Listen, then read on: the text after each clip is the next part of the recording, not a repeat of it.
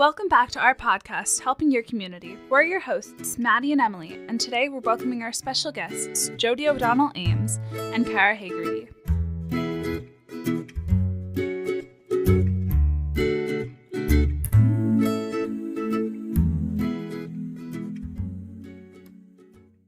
Hi, I'm Emily Sanzoni. And I'm Madison Blackwell. And today we're back with our podcast, Helping Your Community. Today we'll be discussing a commonly misunderstood disease that affects people of all ages, whether or not they are experiencing it firsthand. We'd like to kick off this episode by introducing our special guests, Jody and Kara. Thank you. Thank you for having us. So we'd like to begin by asking you to speak a little bit about the disease that has so greatly impacted your family. Yes, ALS, or amyotrophic lateral sclerosis, which is also known as Lou Gehrig's disease. It's a disease that's considered rare, although it affects 30,000 Americans, and most people who live with ALS will succumb to the disease within 2 to 5 years. It is a neuromuscular disease, and it takes away the ability for a person to eat, breathe, speak, and to walk. And how have you seen ALS affect children, and what do you consider to be the best way to support children during that time? What happens with ALS is the person who's living with the disease loses the ability to do normal functions. So that person will need to be supported with daily activities. Having someone to provide care is very important to the quality of life for that person, and it takes a village to really help a family get through ALS and to battle the disease. So what happens is there are caregivers, and sometimes those caregivers are children. And I think that children can really enjoy somewhat being a caregiver, providing love for their loved one who is battling ALS and showing and expressing that love. However, it also can be challenging because those children are normal children facing normal day-to-day challenges in their own lives. So they go to school and they have homework and they have extracurricular activities and they have bad days as well. They might get sick. And facing ALS is one thing, and then facing ALS as a child who is really just trying to keep up with school and activities and his or her life makes it a little bit more complicated. So children look to have support, and we adults and peers as well can help support children by providing comfort, by giving them the opportunity to express how they feel, and just by being really good friends, being there for them. Obviously, they're dealing with some very complicated emotions and feelings during this time. What can they do to help manage them, or what can we help to manage them other than being there and supporting them? It's a good question. So whenever we are faced with challenges and strong feelings such as grief, sadness, anxiety, how do we manage those? And whether it's ALS or not, it's really good to do a little research and find out what is the best way for that individual. So perhaps physical activity is the way that person might want to handle anger. For example, boxing, running, just getting out and playing soccer. For another individual, he or she may not want to express it that way and might feel that they need some time out in nature and taking a walk and time to reflect and time to think.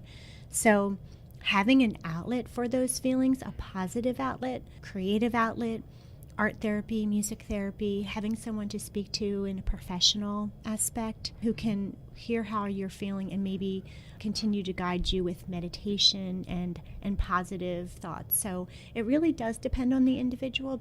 So first you have to look at your situation and think about how you express anger and grief and all of those feelings, because we do so differently, and what works for one person may not work for another.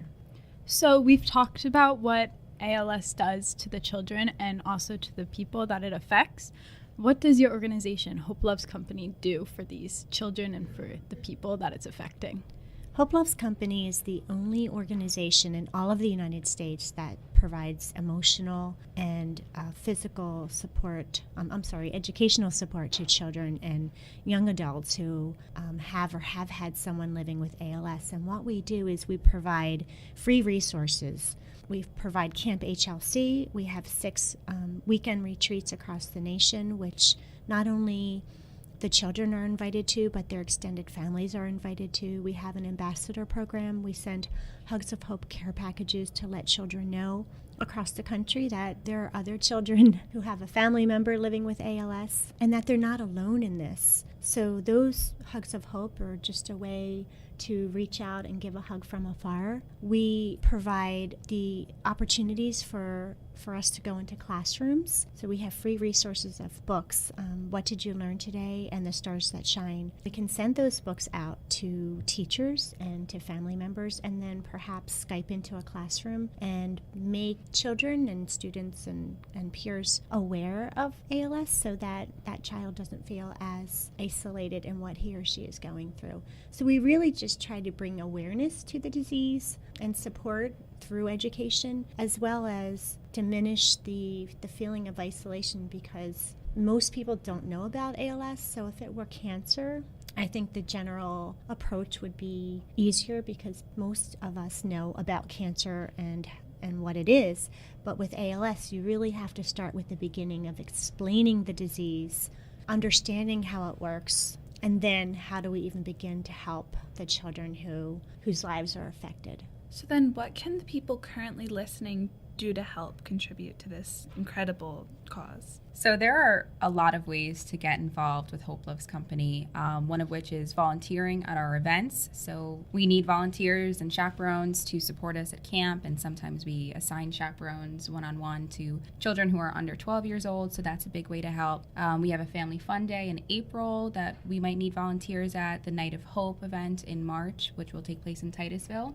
So it's a local event with a 9-piece band. Coming to those events, buying tickets, because the proceeds go directly to supporting and funding these camps and our other programs, sharing us on social media. We have a volunteer open house coming up at the end of January, so people can Skype in if they're not local. And there are also ways to get involved just by coming into the office and helping us with organizational matters. You know, if you have experience in finances or legal matters, you can always support us in that way. IT, marketing, we can always use help. And if you're not local, you can support us in, from home or remotely. And, we'll schedule a teleconference, and, there are lots of ways to get involved. And if you just come with us and say, I have this skill set, is there a way I can use this to support Hope Loves Company? And most likely, yes, there is a way. So just reach out if you have any ideas. So we've done some research and read about some common misconceptions, including that ALS is hereditary, caused by sports, and an older person's disease. Do you have any facts or pieces of knowledge that you'd like to leave our listeners with?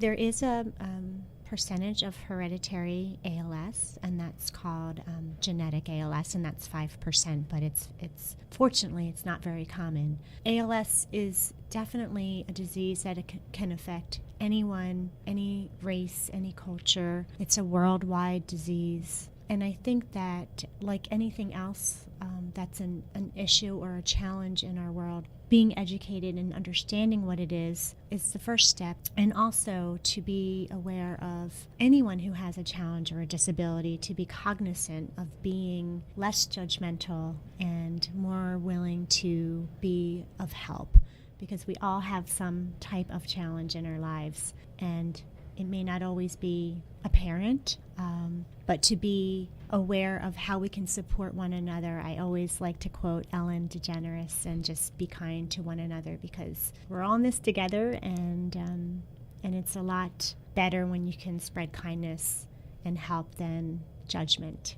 All right, I would like to thank you both so much for coming today. We really appreciate your time, and thank you for talking about this disease and hopefully raising some more awareness about it so that people are more understanding and more willing to reach out and help. Thank you very much for having us. Any opportunity to speak about ALS and Hope Loves Company is a welcome one, so thank you. And that concludes our podcast, Helping Your Community. We'd like to thank our special guests, Jody and Kara, and of course our listeners for tuning in.